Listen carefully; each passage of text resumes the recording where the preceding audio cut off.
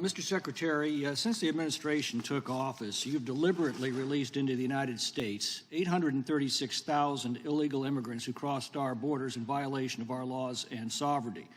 Now, that is more than the entire population of the state of North Dakota. And while the Border Patrol has been overwhelmed by this influx, you've allowed about 600,000 gotaways to escape into the interior. This is more than the entire population of the state of Wyoming. And that's with Title 42 in place.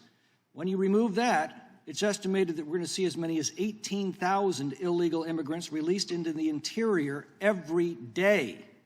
That's the same as admitting a new state of Alaska every 40 days. These numbers are simply staggering. And I'd like to know why you think this benefits Americans. Packing classrooms with non-English speaking students, flooding emergency rooms with illegals demanding care, making it harder to deport criminal illegal aliens, flooding the labor market with cheap foreign labor. How does this benefit Americans?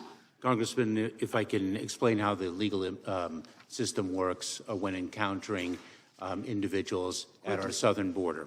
No, wait, first of all, that's not my question. My question is, how does this benefit Americans?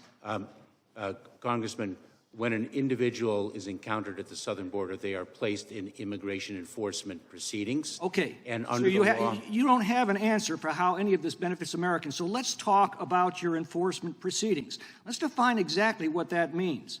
An alien is given a notice to appear with a court date or simply a notice to report. Call in when you get wherever you want to go.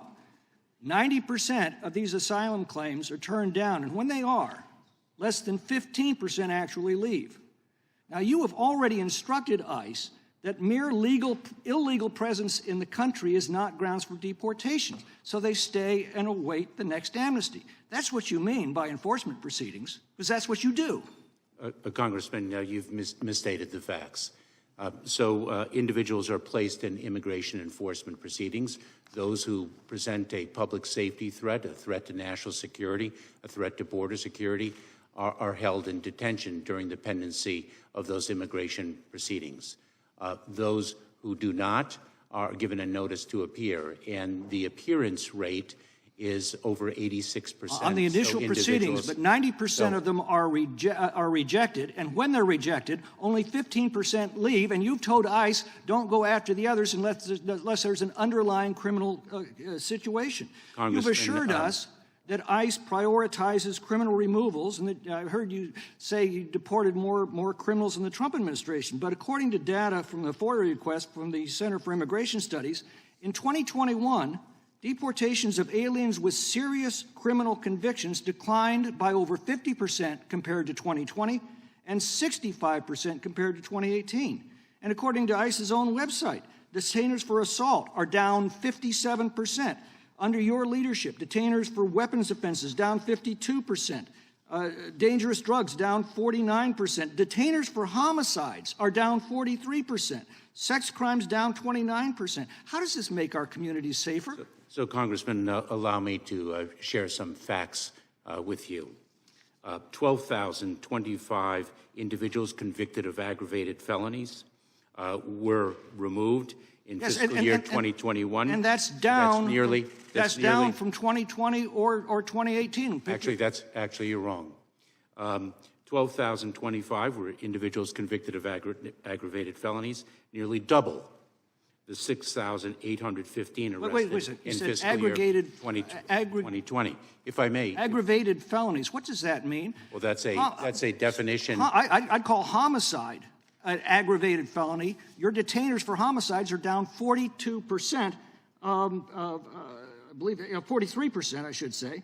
Weapons offenses down 52%. You're defining terms that don't actually exist. Oh, actually, aggravated felony. Congressman, the term aggravated felony is defined in statute. It is a United States law. The definition of an aggravated felon is a matter of statutory law. Crimes like homicide are down. Your detainers. Congressman, I mean, those numbers are there on your website. Let me go on. You've repeatedly said there's a need for reprioritizing ICE because of limited resources. Yet in 2012, with fewer agents and judges than we have now, ICE arrested and deported 409,000 aliens. Under your administration, with more agents and judges, you've deported only 59,000. That's 1/7 as many.